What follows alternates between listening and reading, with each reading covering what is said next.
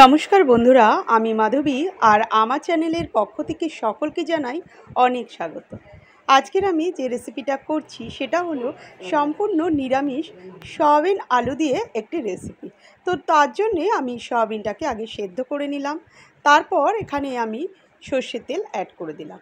তেলটা যেই গরম হলো তারপর এখানে আমি আলুগুলোকে এক এক করে ভেজে নিচ্ছি।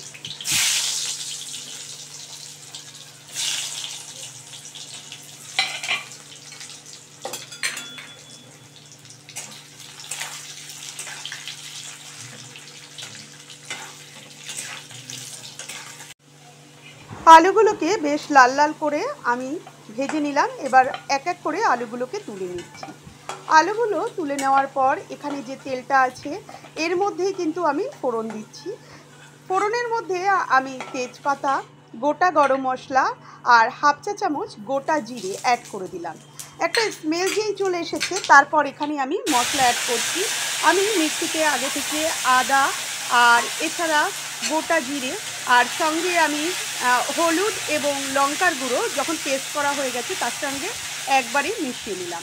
সঙ্গে সামান্য দইও আমি এখানে মিশিয়েছি 2 চামচের মতন। তারপর সেগুলোকে দিয়ে ভালো করে আমি মশলাটাকে ফ্রাই করে নিলাম। যখন মশলা থেকে তেল ছেড়ে গেছে তখন আমি এখানে একটা টমেটো অ্যাড করে দিলাম। টমেটোটাকে অ্যাড করে খুব ভালো করে আবার আমি মিশিয়ে নিচ্ছি। খুব ভালো করে যখন মেশানো হয়ে গেছে তারপর এখানে আগে থেকে আমি 2 চামচ পোস্ত পেস্ট করে রেখেছিলাম, সেই 2 চামচ পোস্ত এখানে অ্যাড করে দিলাম। পোস্তটাকে অ্যাড করে আবার কিন্তু আমি খুব ভালো করে মিশিয়ে নিচ্ছি যাতে মশলা থেকে তেল ছেড়ে যায়। দেখুন মশলা থেকে তেল যেই ছেড়ে গেছে তারপর যে সয়াবিনগুলোকে আমি সেদ্ধ করে রেখেছিলাম সেই সয়াবিন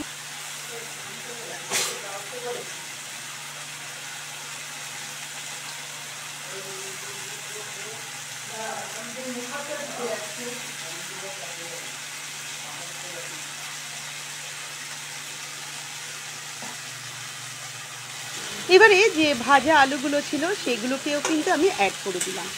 এই সমস্ত কিছু অ্যাড করে দিয়ে খুব ভালো করে আমি প্রথমে কষিয়ে নিচ্ছি।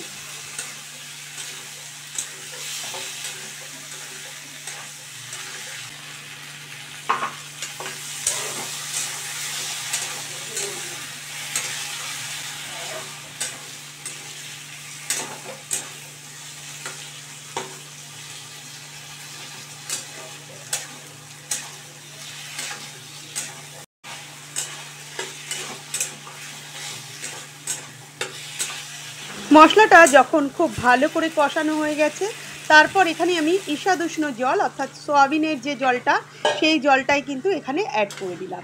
জলটাকে অ্যাড করে দিয়ে খুব ভালো করে আমি মিশিয়ে নিচ্ছি। নিয়ে এবার আমি ঢেকে ফুটতে দিলাম।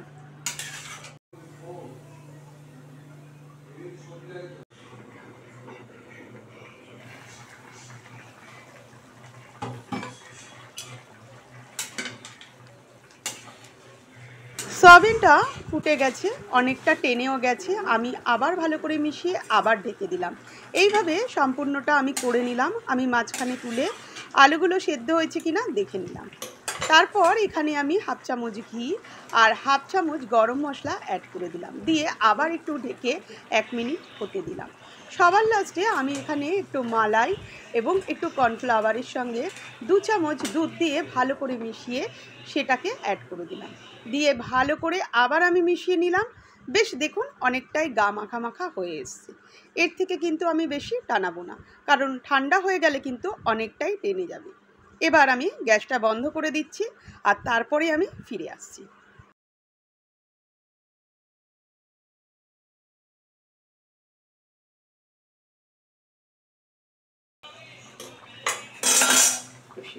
তো কমপ্লিট হয়ে গেল আমার সয়াবিনের নিরামিষ, সম্পূর্ণ নিরামিষ একটা রেসিপি। দারুণ সুস্বাদু। এইভাবে আপনারা একবার করে দেখতে পারেন। নিরামিষ রেসিপি আমিষকেও হার মানাবে।